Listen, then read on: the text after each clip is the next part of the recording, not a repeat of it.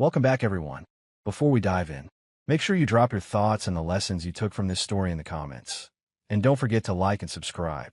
Let's get into it. My name is Aaron, and I am 32 years old. You know that moment when someone shows you exactly who they are, and everything clicks into place?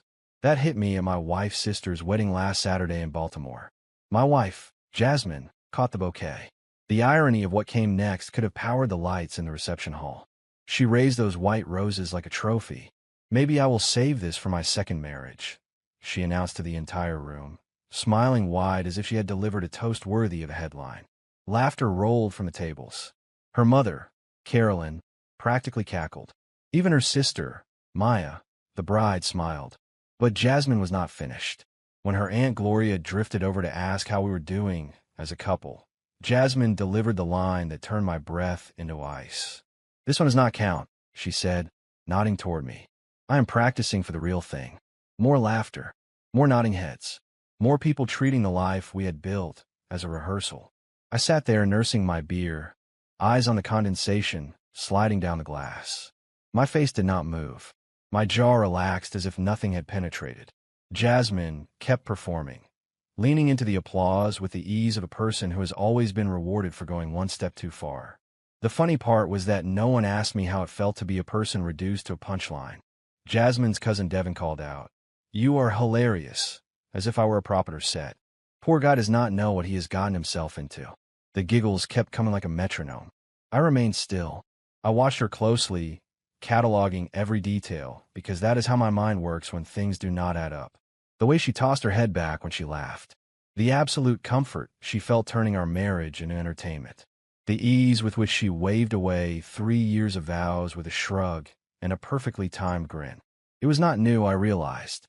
Suddenly, past moments aligned like magnets. The small comments at dinner parties. The eye rolls when I mentioned our anniversary plans. How she introduced me to her coworkers with a tone that said, "He is dependable but not remarkable." It all revealed the same truth. I was not her husband in her heart. I was her training wheels. The reception churned on.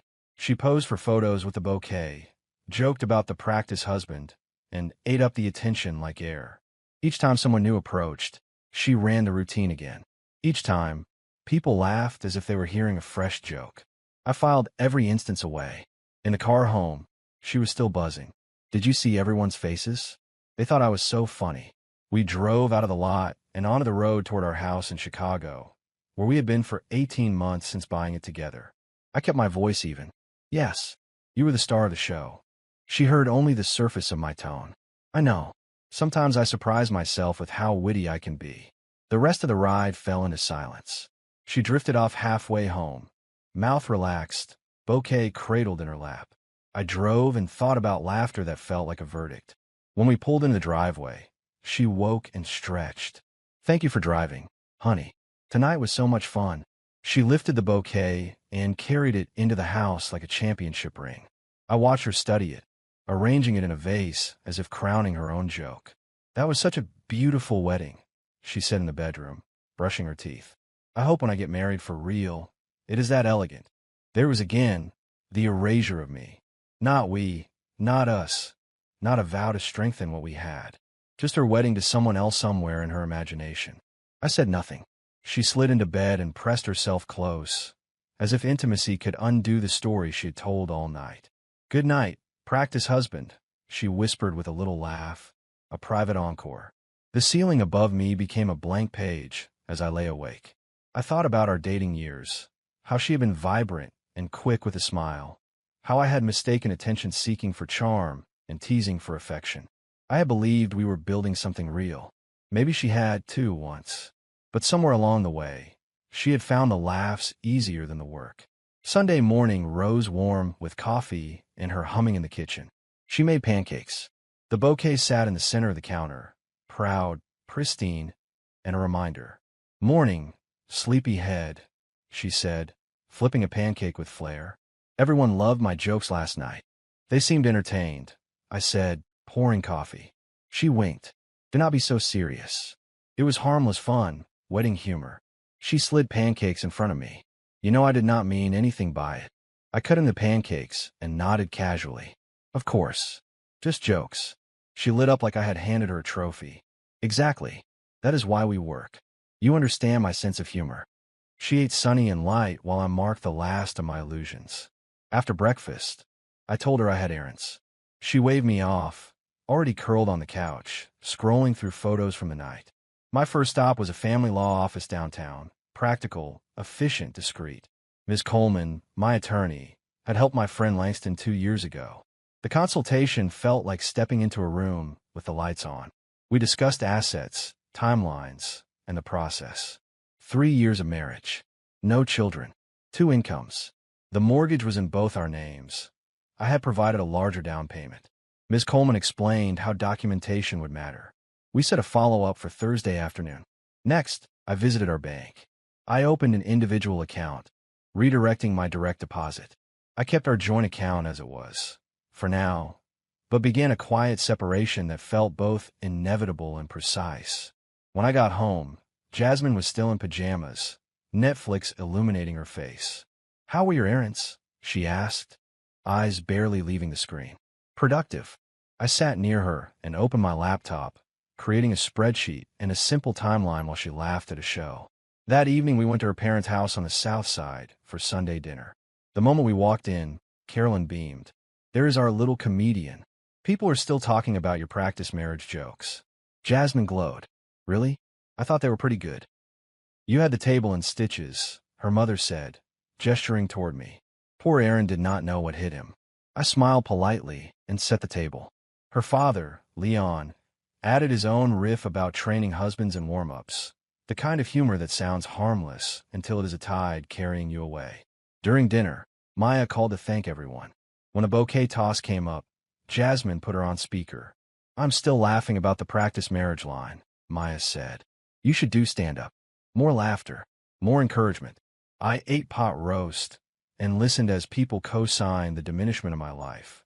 After we cleared the dishes, Leon stepped outside for a cigarette, and I joined him.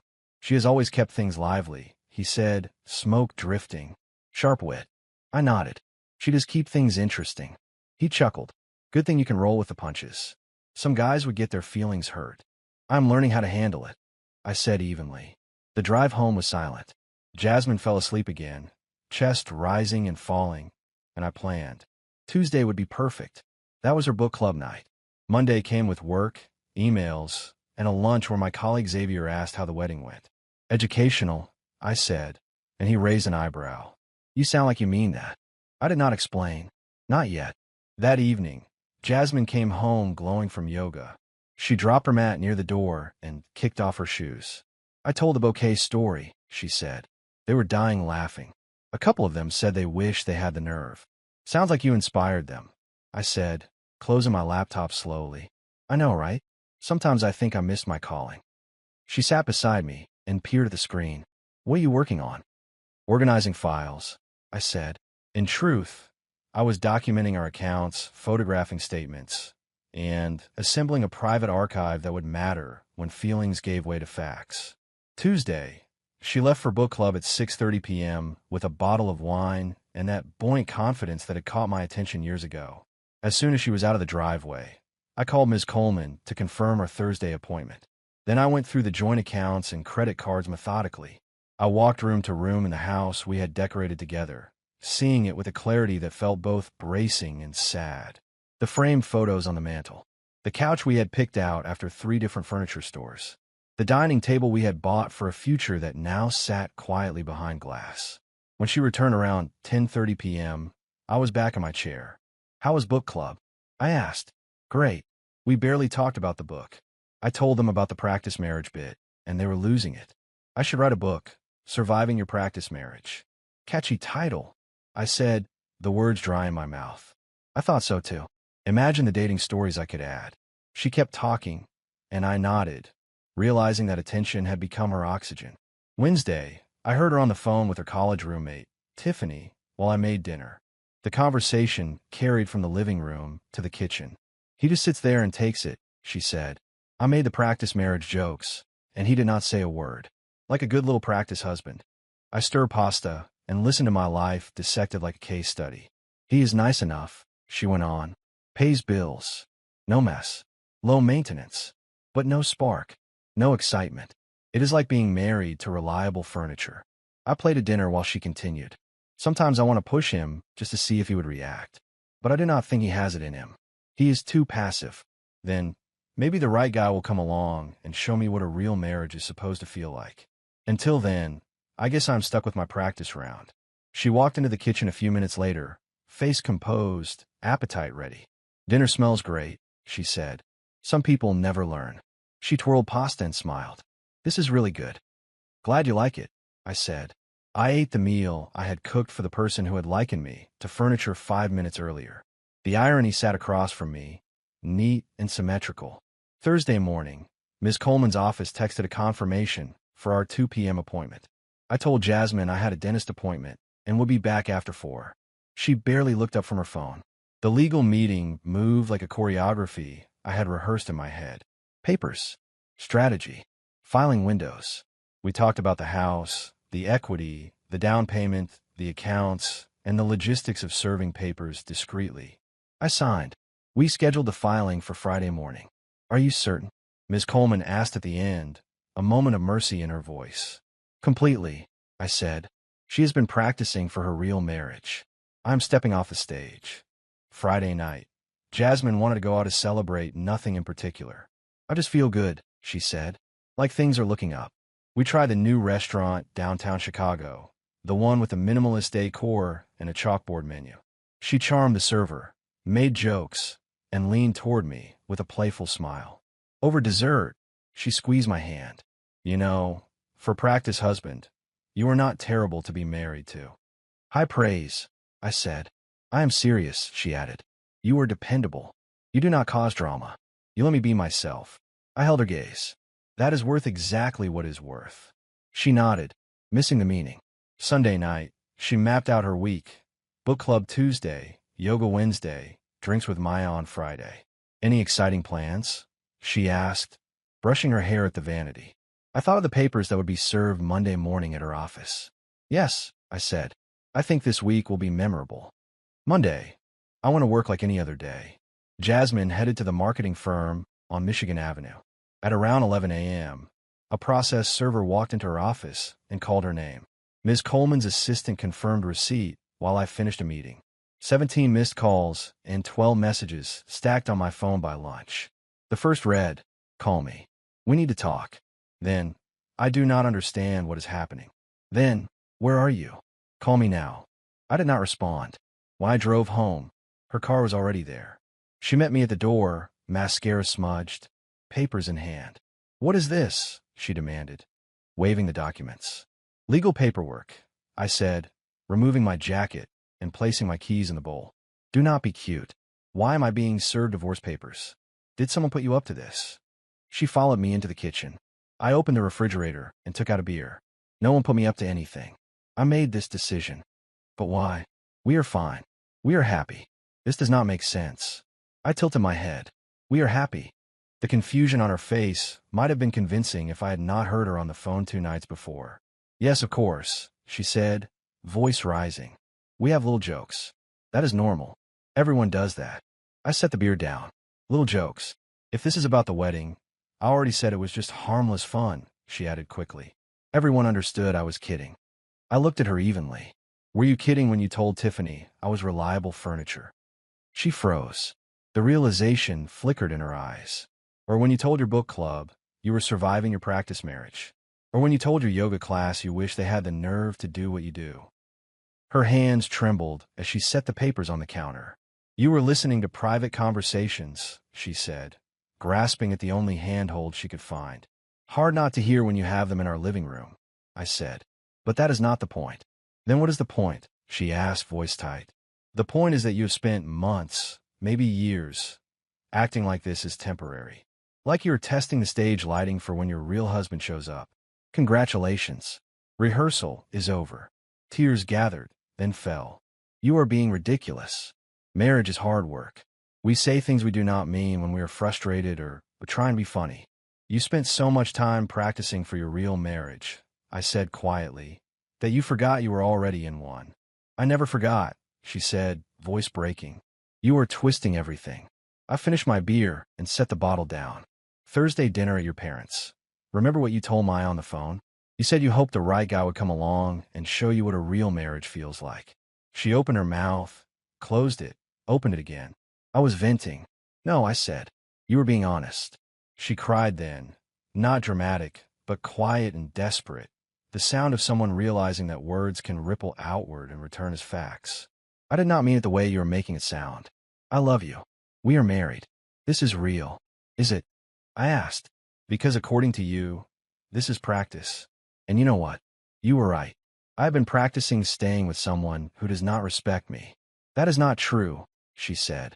Then explain the jokes. Explain telling strangers I am passive and boring.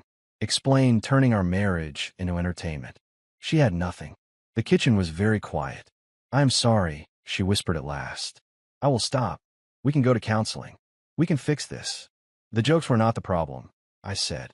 They were the symptom. The problem is you chose the applause over respect. And now you want to put the applause back in the box. You cannot. She pressed her fingers to the papers again, as if they might transform under her touch. The house, she began. We will sell it, I said. We will split assets according to the law. Ms. Coleman has the details. Your attorney? She asked, stunned by the timeline. How long have you been planning this? Since Saturday night at the wedding, I said. That is when you removed any doubt about what this meant to you. One night, she said weakly. You are ending our marriage because of one night of stupid jokes. I am ending our marriage because of 3 years of you not taking it seriously, I said. Saturday was when I finally listened. The next morning, my phone rattled with calls from her family. Carolyn demanding to talk. Maya, playing peacemaker. Leon asking to be adults. I ignored them and made coffee. Jasmine stood in the kitchen, dressed, eyes rimmed with red. My mother thinks you are having a breakdown, she said. A midlife crisis. I sipped. What did you tell her? That you were filing because of jokes I made at the wedding. Is that the whole truth? I asked. Her face flushed. It is what happened, she said. No, I said. What happened is you treated our marriage like a temporary arrangement, and I took you at your word. By lunchtime, she texted. Can we meet for dinner? Somewhere neutral. I replied. There is nothing to discuss. My attorney will handle everything. Wednesday, I came home to the smell of grilled salmon and asparagus, candles lit, wine waiting, and Jasmine in the navy dress I had complimented on our first date. What is all this? I asked. A nice dinner, she said, and a chance to talk. Saturday talk. She took a breath. I know I hurt you with those jokes. I took you for granted. I was wrong. I am sorry. Are you sorry you said it? I asked, or sorry I heard it. Both, she said. I did not mean it how it sounded. How did you mean it? I asked. She fumbled, eyes searching for a justification. I was trying to be entertaining. People laugh when I make those comments, and I like the attention. So you threw your marriage under the bus for laughs, I said. She winced. I did not think of it that way. What did you think would happen when you told a room full of people that this does not count? I asked. She stared at the table. I thought they would laugh and move on. You are a good cook, I said. You keep a clean house. You are responsible with money. On paper, you would be a great wife. I'm a great wife, she said quickly, hands trembling. You are a great roommate. I happen to be legally married to. I said. There is a difference. What do you want me to say? She asked. What do you want me to do? Understand this is not about a specific joke, I said. It is about the consistent lack of respect. I respect you, she protested. You call me reliable furniture, I said. She flushed. It was a bad day. You told your book club you were surviving a practice marriage, I said. I was trying to fit in. You told your yoga class you wish they had the nerve to joke like you do, I said. I was making conversation. Do you see it? I asked after a beat. Every time I bring up something you said, you offer an excuse.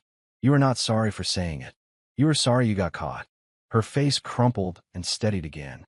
I can change, she said. I can be better. You can be better for the next man, I said. The one who counts. Do not say that, she whispered. Why not? I asked. You did. Thursday brought reinforcements. Maya arrived with coffee and tissues and a practiced look of concern. He will not talk to any of us, she told Jasmine in the kitchen, unaware that I was at the front door. I did not know what else to do, Jasmine said. I stepped inside. Oh, Maya said, placing the coffee down. I just wanted to check on you both. That is kind, I said, hanging my jacket. This seems so sudden, Maya said carefully. You two looked fine at the wedding. Did we? I asked. Or were you too busy laughing at the jokes about our marriage being practice? Maya's smile faltered. Those were silly wedding jokes. Everyone does that. Do most wives tell a room that their current marriage does not count? I asked. She did not mean it like that, Maya said quickly. Tell him, she added to Jasmine. I have been telling him, Jasmine said, voice small. He will not listen. Because you are lying, I said evenly. You meant it. You just did not expect consequences. Marriage is hard, Maya said. Everyone says things they do not mean sometimes. I did not say things I did not mean about my vows, I said. When I promised, I meant it. When I call her my wife, I mean it. The problem is, she does not. Neither of them spoke. Here's what will happen, I continued. The divorce will finalize in a few months. We will sell the house. Split what is fair by law. She will be free to find the marriage that counts for her. You are being cruel, Maya said. I'm being practical, I said. She wanted to practice being married. Practice is over. I do not want someone else, Jasmine said through fresh tears. I want to fix this with you. You cannot fix what you do not believe is broken, I said. You think the problem is my reaction, not your disrespect. I went upstairs. I heard Maya whisper, How did this happen? And Jasmine reply, I do not know. It was just supposed to be funny. 6 months later, in Ms. Coleman's office, I signed the final papers. The divorce was official. The house had sold to a young couple from Bronzeville.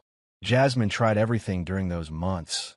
Apologies, anger, bargaining, appearances at my new apartment in Hyde Park with cookies and promises. I had learned something important. When someone shows you who they are, believe them the first time and the second, too. People teach you how to read them if you pay attention. The last real conversation we had happened at the title company after the closing. She looked older, like someone who had not slept well for weeks. I never thought it would end like this, she said in the parking lot. Really? I said. You spent years practicing for it. She winced. Truth has a texture. I hope you are happy, she said, not meaning it. I am, I said. It turns out being with someone who respects me is excellent. Her head snapped up. Someone? You're already dating. I'm doing whatever I want, I said. That is the beauty of not being someone's practice round. She stood with the sunlight hard on her face, eyes wet. For the first time, I saw the shock settling into a kind of comprehension. Actions have consequences. Words do not evaporate. They settle somewhere and take root. For what it is worth, she said softly. I am sorry. I know you are, I said. You are sorry you lost your reliable piece of furniture. You are sorry your practice marriage ended before you found your upgrade. You are not sorry for treating me as disposable. You still did not think that part was wrong. She did not argue because there was no ground to stand on. She nodded once, turned, and walked away. 3 months later, I ran into Maya at a grocery store in Hyde Park. It was awkward in that quiet, careful way. She spoke first. She is having a hard time, Maya said. Dating is not going well. That is unfortunate, I said, measuring the distance between empathy and history. She keeps comparing everyone to you, Maya said. She did not realize how good she had it. I placed grapefruit and coffee in my cart. She had what she asked for, a practice marriage. Now, she can use what she learned. Do you miss her at all? Maya asked, tilting her head. I considered. I miss who I thought she was, I said finally. But that person never existed. A year passed. I moved into a sunlit apartment near the lakefront and started a new role at work that challenged me in ways the old one did not. I spent Saturday mornings at a coffee shop on 53rd Street, reading, and took long walks along the path that cut between trees and water. I dated carefully. I learned that being seen and being performed for are two different states. The first builds, the second burns. Through mutual friends, I heard Jasmine got engaged to someone she met online 6 months after meeting him. The announcement made me smile, not with bitterness, but with recognition. When she found someone she actually wanted, she did not require years of practice. I thought back to the bouquet that wound up in the trash somewhere, browning at the edges. Objects fade. Lessons remain. Before the divorce finalized, we sat for one mediation session at the courthouse because the judge required it. She showed up in a gray blazer, hands folded, cheeks taut. The mediator, a patient man named Mr. Lawson, asked us to name one value we shared. Stability, she said quickly. Integrity, I said. Then I added, and clarity. The mediator nodded. Then let us be clear now, he said. We set terms that honor respect and permit each of you to pursue the stability you need. Jasmine stared at the table, eyes shining but resolute. We signed a temporary agreement regarding the house, the accounts, the car. Later that night she texted, I hate that we're doing this. I stared at the screen and typed, we did this the night you decided our marriage was a joke. I'm only finishing what you started. In the months I packed the house, we divided furniture in a civilized way that felt surreal. You take the couch, she said. I will keep the dining table. It was fair. Even then, fairness stung. The night I moved out, the living room looked like a peeled fruit, empty and pale. Jasmine stood in the doorway, arms crossed, as if hugging herself. Do you remember when we bought that rug? She asked. I do, I said, lifting a box.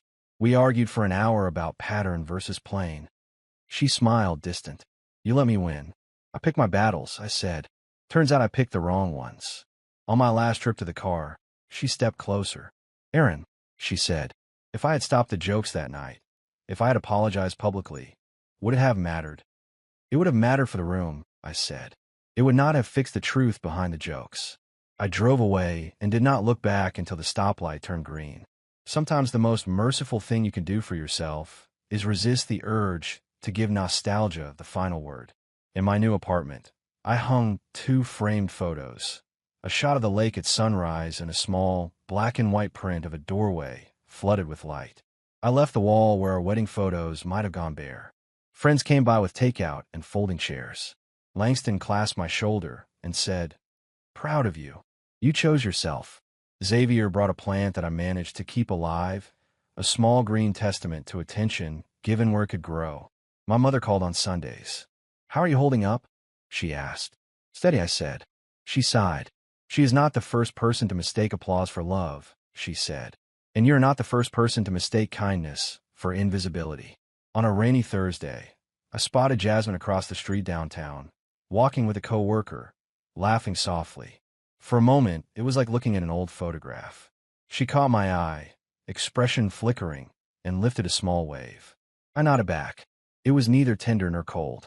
It was a simple acknowledgement that the past had edges and we had stopped bleeding on them. Months later, Maya texted, She is engaged. She sent a photo of Jasmine's hand, the ring catching sunlight. I typed, I wish you both what you truly want. Maya responded, I think you mean that. I did. If there is a moral to any of this, it is not a tidy one. People will tell you who they are. Sometimes they tell you as a joke, sometimes as an aside, sometimes with a spotlight on them and a room full of people laughing, so the sound drowns out your own heartbeat. Listen anyway. The first time Jasmine said, practice, it was at a party, a small remark over wine. I laughed along because she smiled at me afterward and squeezed my hand. The second time, it was at a family barbecue. The third time, at a work function. The wedding was simply the time I chose to stop pretending that this was harmless. After the divorce, I met a woman named Lauren on a Saturday morning in that coffee shop on 53rd Street.